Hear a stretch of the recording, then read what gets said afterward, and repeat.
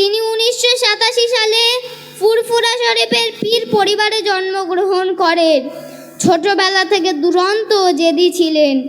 তিনি আলিয়া বিশ্ববিদ্যালয় থেকে থিওলজিতে এমএ পাশ করেন। ধর্মীয় বিভাগে মাওলানা পাশ করেন। শিক্ষা জীবন শেষ করে তিনি ধর্মীয় সভায় বক্তব্য রাখতে শুরু করেন। তাঁর আচার ব্যবহারে মানুষ মুগ্ধ হয়ে ওঠে।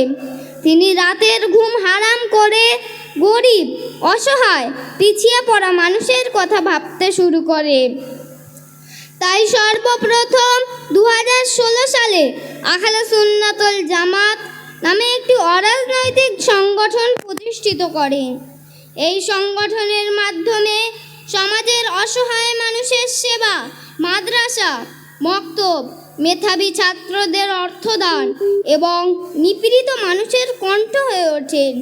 জাতি ধর্ম নির্বিশেষে সকলের কাছে প্রিয় হয়ে ওঠেন।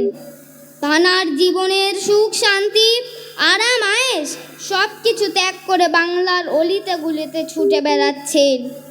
তিনি রক্তকে পানি করে যে অর্থ উপার্জন করেছেন, সেই অর্থ থেকে 100 বিঘা জমি ক্রয় করেন।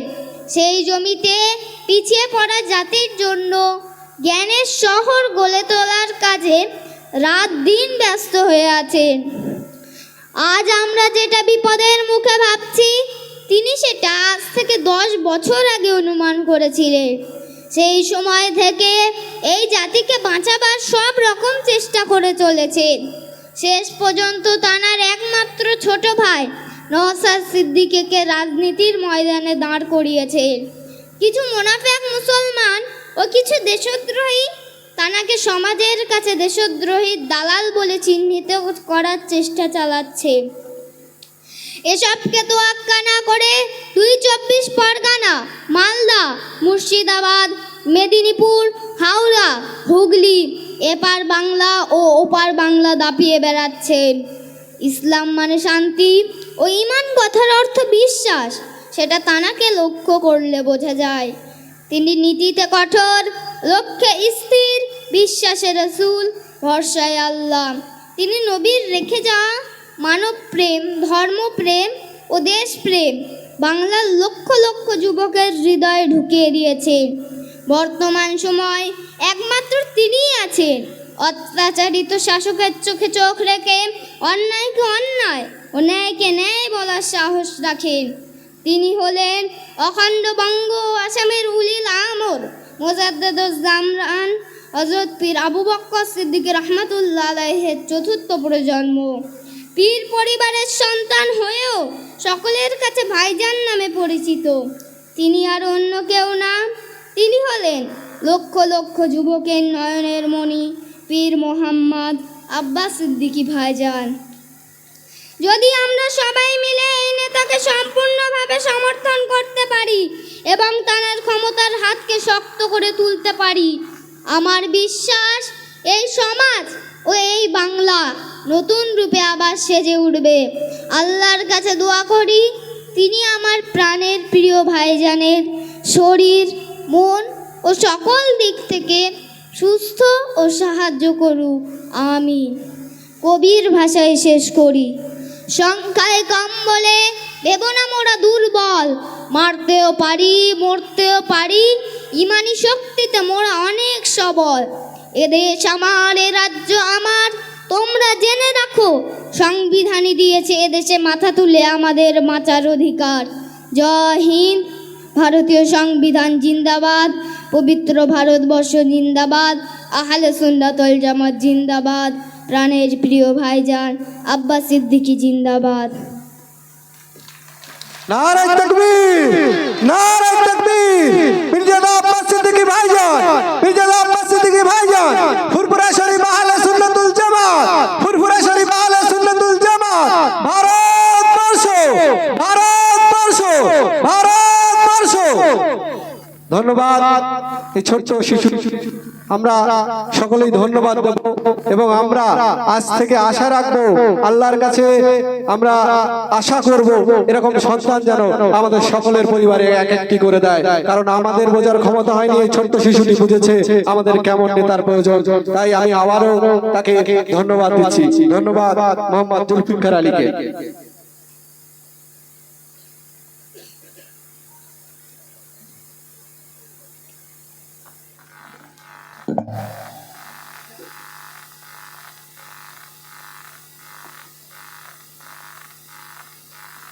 সকলকে এবং আমার জীবনের খুবই প্রিয় মানুষ ভাইজান হুজুরকে শ্রদ্ধা ও ভালোবাসা জানিয়ে শুরু করছি। জন্মেছি মোরা এই ভারতে, সুখ ও দুঃখ নিয়ে বেড়ে উঠেছি আপন মায়ের কোলে। আর কিছু দেশদ্রোহী আমাদের নিচু চোখে দেখে আমরা মুসলিম বলে। আমরা এমন একটি দেশে বসবাস করি যে দেশটি সার্বভৌম, সমাজতান্ত্রিক, ধর্মনিরপেক্ষ, গণতান্ত্রিক, সাধারণতন্ত্র সমানভাবে সকলের মধ্যে বজায় রাখে। সেই দেশটির নাম ভারতবর্ষ। বিশ্বের স্বাধীন সার্বভৌম রাষ্ট্রের মধ্যে ভারতীয় সংবিধান লিখিত সংবিধান। এই সংবিধানটি ভীমরাও রামজি আম্বেদকর রচনা করেছেন। এই সংবিধানে 24টি অংশে 448টি ধারা আছে। এই সংবিধানের মধ্যে সরকার গঠনের ও সরকারের কাজ, ক্ষমতা, কর্তব্য, মানুষের মৌলিক অধিকার, নির্দেশমূলক নীতি ও নাগরিকের কর্তব্য, ন্যায় বিচার এবং সকল নাগরিকের মধ্যে সুসম্পর্কের কথা বলা আছে। আজ আমরা যে বিষয়ের জন্য এখানে এসেছি সেটি হলো কেন্দ্রীয় সরকার দ্বারা এমন একটি অকাপ সংশোধনীয় বিল পাস হয়েছে, তার দ্বারা ভারতীয় সংবিধান ও একটি জাতি কঠিন বিপদের মুখে। অকাপ সম্পত্তিটা কি? অকাপ সম্পত্তি হলো স্থাবর বা অস্থাবর সম্পত্তি যা আল্লাহর নামে করে দেওয়া হয়েছে। সেই সম্পত্তি সেবার কাজে ব্যবহার করা হয়, কিন্তু হস্তান্তর করা যায় না। ওয়াকফ বোর্ড এই সম্পত্তির সমস্ত সিদ্ধান্ত নিয়ে থাকে। সারা ভারতবর্ষ জুড়ে 9.4 লক্ষ একর জমি ও 8.7 লক্ষ সম্পত্তি আছে, যার আনুমানিক বাজার মূল্য 1.2 লক্ষ কোটি টাকা, যেটা এই কেন্দ্রীয় সরকার এই বিলের মাধ্যমে নিজেদের অধীনে রাখতে চাইছে। আমাদের আন্দোলন এই বিলের বিরুদ্ধে, কিন্তু আজ আমরা অসহায়, কারণ আমরা নেতাহীন। আজ আমরা যাদেরকে নেতা বলে মানি তারা সবাই স্বার্থপর।